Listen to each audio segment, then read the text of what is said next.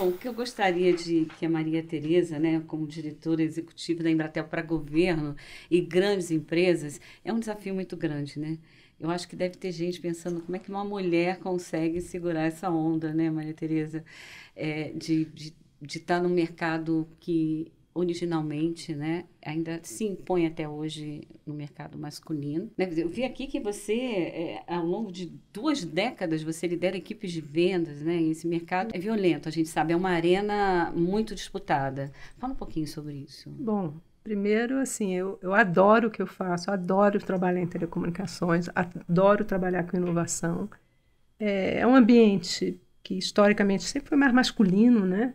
Mas eu tenho que confessar, eu nunca tive muita dificuldade, não. Eu acho que eu fui sempre muito bem recebida, muito bem orientada, tive ótimos mentores, respondi a lideranças muito inspiradoras e que me ajudaram também a refletir sobre esse papel da mulher líder num ambiente bastante masculino, né, de engenharia, né, sabe?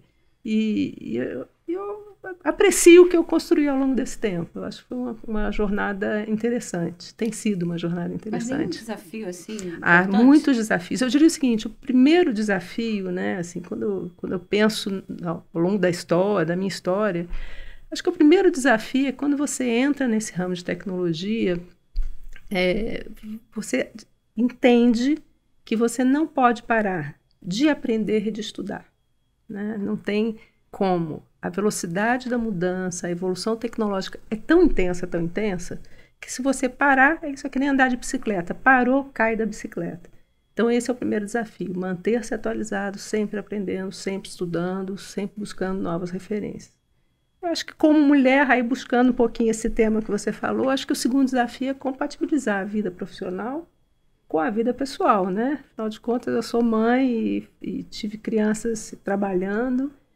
E eu costumo dizer para as pessoas que trabalham comigo, para as mulheres que trabalham comigo, as jovens, né, que estão começando a sua vida, a sua carreira, assim, olha, esteja segura que as crianças vão sobreviver a ter uma mãe profissional bem-sucedida.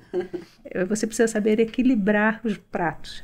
Eu acho que essa é a magia. Então, acho que seriam os 2 grandes desafios para a gente fazer uma carreira na área de tecnologia. Você falou uma coisa bem interessante, né, do teu desafio e tal.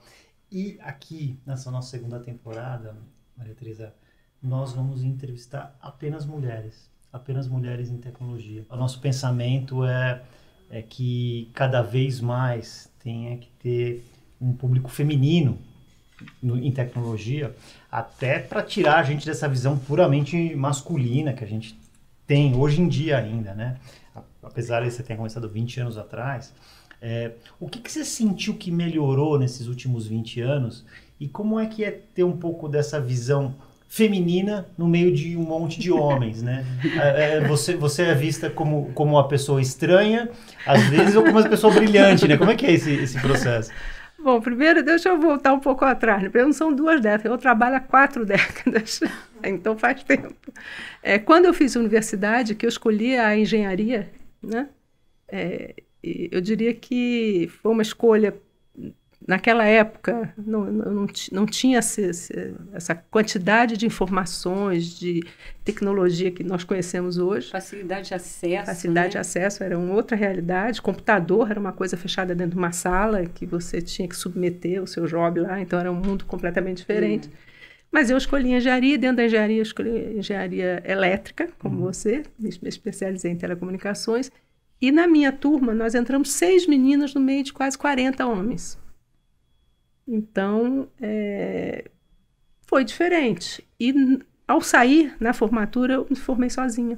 Olha. As outras ou se casaram, tiveram filhos, ou mudaram de carreira, ou por necessidade de trabalhar e administrar, né, a maternidade, acabaram atrasando um pouco. O que fez resistir até o fim? Eu adoro. E me sentia muito bem naquele meio de rapazes, né, que me trataram muito bem. Pelo contrário, me tratavam com muito carinho, assim, com muito cuidado, né? Eu era boa aluna.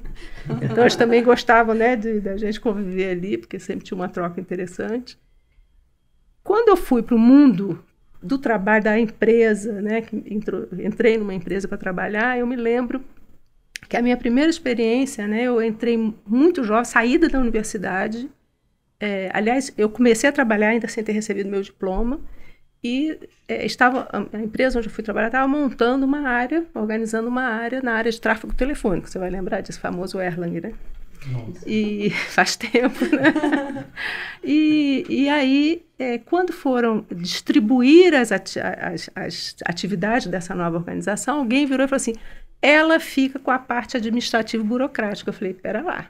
E eu tive a coragem naquela garota, né? Eu falei, olha, eu não quero isso, eu quero ser engenheira. E aí ele, eu acho que meio se assustou, porque eu acho que não esperava a minha reação, e de fato me deu o desafio e eu fui exercitar a engenharia.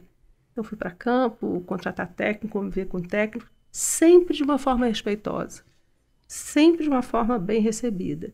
Isso, assim, pontuou minha vida, minha carreira.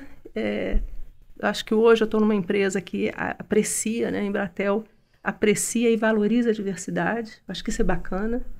E eu tenho também para mim que eu também tenho que estimular outras jovens, inclusive dentro de casa, porque eu tenho 2 filhas e 2 netas, que também sigam a carreira de tecnologia. Elas precisam ser estimuladas, acreditar que são tão boas quanto qualquer homem.